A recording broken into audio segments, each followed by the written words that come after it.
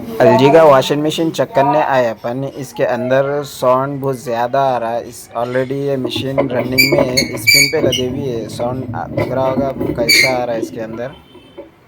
और इसका अपन साइडों का हिस्सा देखे तो पूरा हिस्सा गले हुआ है, ऊपर का हिस्सा भी गले हुआ है और नीचे के हिस्से में भी साइडों का नीचे का हिस्सा भी गले हुआ है। ऐसे पानी की जगह पे रखे तो थोड़ा हाइट में रखे तो मशीन बॉडी बच जाती। नीचे का हिस्सा गले हुआ है, साइड का हिस्सा गले हुआ है, जहाँ इनलेट पानी अंदर गिरता है वो हिस्सा भी गले हुआ है और सामने का ढक्कन भी टूटे हुआ है इसका।